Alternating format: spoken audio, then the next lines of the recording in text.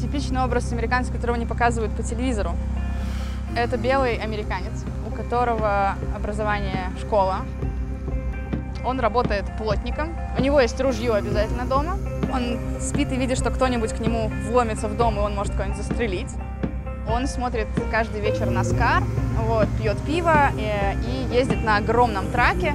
И периодически ходит в бар, общаться с друзьями или просто сидеть, пить пиво. Нью-Йорк и большие города, в принципе, ничего общего с Америкой настоящей не имеют. Потому что настоящая Америка — это одноэтажная фермерская страна. Как бы я хотела уехать в Америку, и я сюда и уехала. Вот. Как бы мечтайте точнее. Так что мечтайте, если хотите уехать в Нью-Йорк, там, собственно, мечтайте в Нью-Йорк. А как бы Америка — это вот она.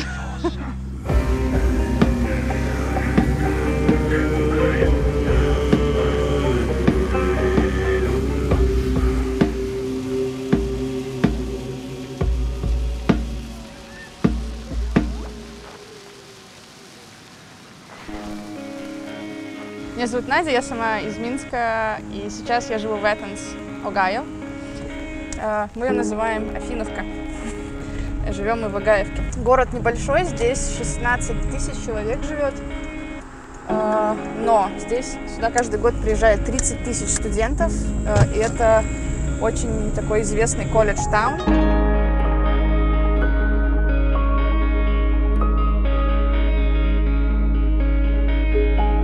О, смотри, сколько студентов. Все учатся. А я уже закончила в мае, так что я уже не студент.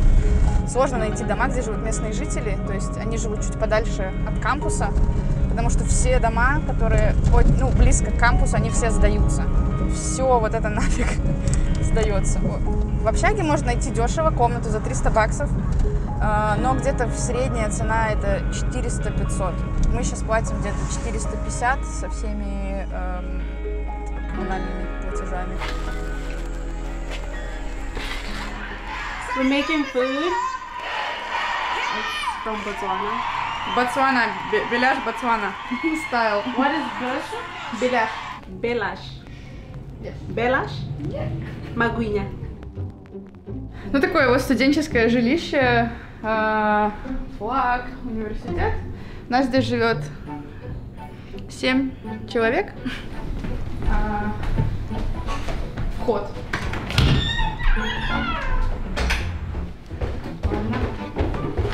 Здесь живет одна девочка, живет 2 человека, здесь живет еще мальчик. Мы сняли комнату, и нам говорят, блин, комната маленькая. Ну, типа вот маленькая комната, и нам говорят, знаете, тут есть шкаф. Но мы его не используем, мы такие, шкаф? Они такие, да, шкаф. Я такая открываю дверь и думаю, нормальный такой шкаф. Такой, в принципе, шкафчик. Вот, я говорю, о, класс. Ну, в принципе, это средняя стандартная цена, как бы, для Athens. От 300 до 500 за комнату. Коммунальные платежи космические. Типа электричество минимум $50. Самая жесть — это газ зимой. Можно влететь. Мы в прошлом году влетели баксов на 300, наверное. Типа было холодно. Здесь зимы такие, как у нас, холодные, там -20, и поэтому ты, короче, включаешь отопление газовое, и тебе капец. В этом городе я живу уже 2 года. Это уже пошел 3-й год. Я сюда приехала учиться в магистратуру, и пока еще остаюсь еще на год, чтобы поработать. У меня не было выбора, мне сказали, вот в Athens. Типа, едь в Athens или не едь? Я такая, ну окей, поехали. И, ну, я думала, что я еду реально в Осиповичи. Вот, что здесь особо ничего нет. Но, как оказалось, что здесь настолько много всего происходит, что, в принципе, можно посоревноваться даже, в принципе, с Минском по количеству событий, фестивалей. Это как бы типа центр города. Вот. Здесь, собственно, здание суда находится. Кинотеатр. Скажу, это кинотеатр, здесь показывают инди-фильмы. Здесь проходит фестиваль Athens Film and Video Festival, и он квалификационный на программу «Оскар». Казалось бы, вроде небольшой город, но со своим, как бы, сильным фестивалем. Вот. Здесь каждый день проходят концерты, открытые микрофоны, выставки, перформансы. Здесь несколько галерей, 2 театра. Вот, а еще здесь есть, как бы, это же университет, вот, типа, мы сейчас будем проезжать. Это братство и сестринство, они только приехали и уже сразу начинают воевать между собой. Все эти одинаковые девочки и мальчики, эти вот фи, гамма, дельта, вот, или там альфа, кси, дельта, как это, обряды посвящения, там, короче, типа, закрой глаза, ты должен выдержать 10 ударов, короче, вот, выпить там 25 шотов. То есть это первая неделя, и сейчас можно видеть просто толпы студентов ходят туда-сюда. Этот кампус входит в топ-5 самых красивых кампусов вообще из всех университетов. Практически университет номер 1 по количеству вечеринок. Oh, bro, I know you! I know you! Hi! If my mom sees this, she's from California. This is great. I don't know! Keep playing! Play well! Don't fuck up! He's filming, Blake! Come on, let's get it out, just asking for a little soul we'll never hear.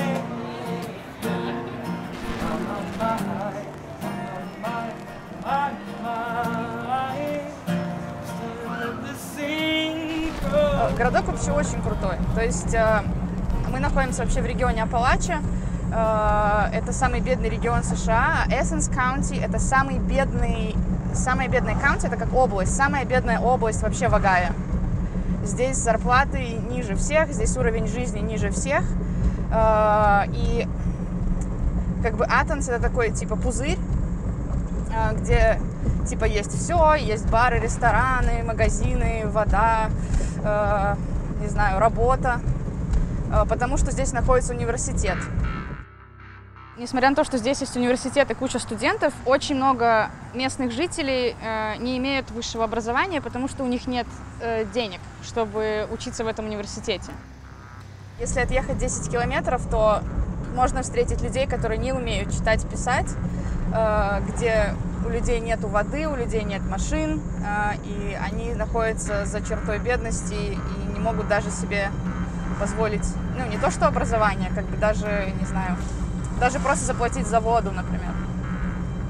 Можно очень удивиться тому, как живет настоящая Америка, что здесь очень много людей находится за чертой бедности, и это не та Америка, которую мы привыкли видеть там по телевизору или в разных фильмах, там Нью-Йорк, Голливуд, Лос-Анджелес, Чикаго. Вот. Здесь люди живут в деревнях, работают на фермах, употребляют кучу наркотиков, и некоторые даже не умеют читать и писать. И, собственно, Госдеп мало того, что он не выделяет деньги на то, чтобы как бы развивать свой собственный регион, который находится в сильном упадке, он как бы закрывает глаза на проблемы.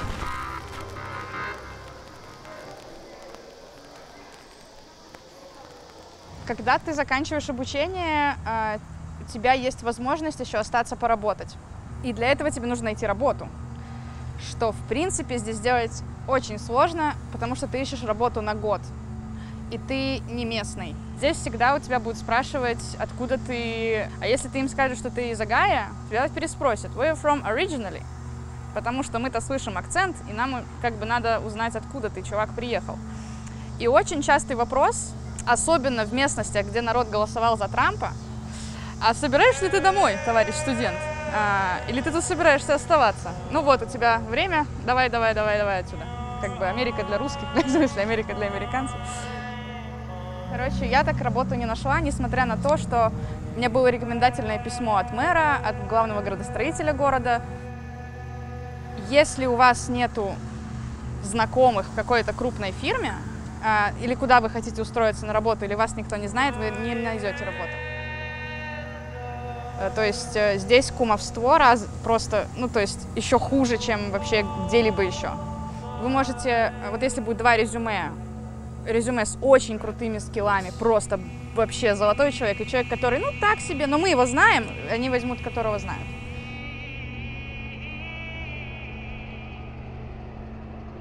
Собственно, я оказалась не одна в такой ситуации, еще моя подруга из Ботсваны, мы учились на одной программе, и местный американский парень, который очень хочет уехать в Россию.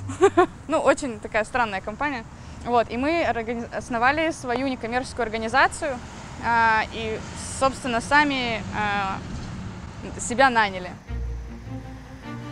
Если ты не гражданин, ты можешь открыть свой бизнес, но ты не имеешь права там работать, если у тебя нет разрешения на работу. У тебя должен быть друг-американец, который откроет контору и устроит тебя на работу.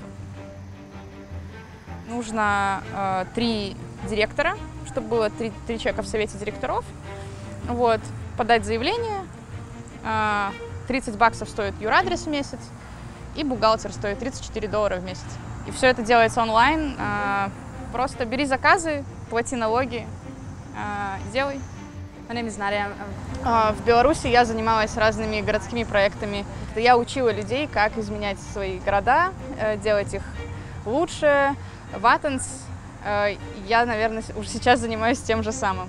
And what we would like to present you today after the workshop, the mini brainstorming workshop about our ideas. И, собственно, вот мы делаем свой первый проект, чтобы сделать города более привлекательными, ну, деревни даже, чтобы как можно больше людей смогло узнать, как реализовывать проекты, как делать эти проекты, как находить финансирование.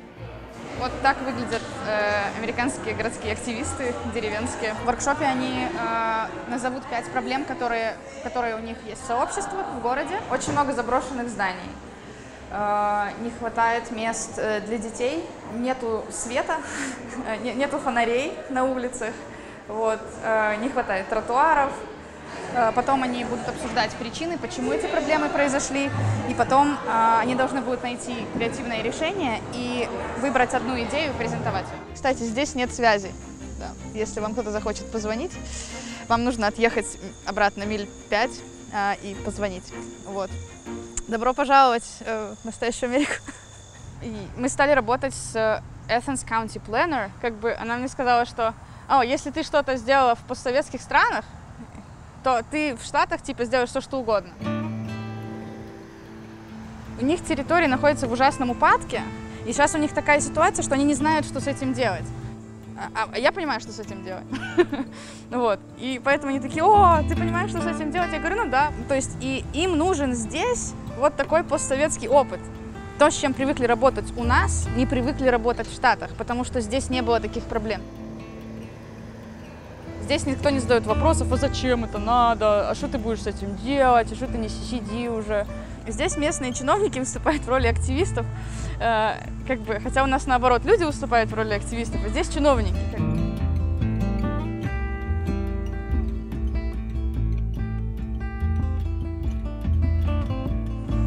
В Беларуси ты просто активист, а здесь как бы понятная работа, где ты можешь понятно себя применить, и люди с благодарностью и уважением относятся к тому, что ты делаешь.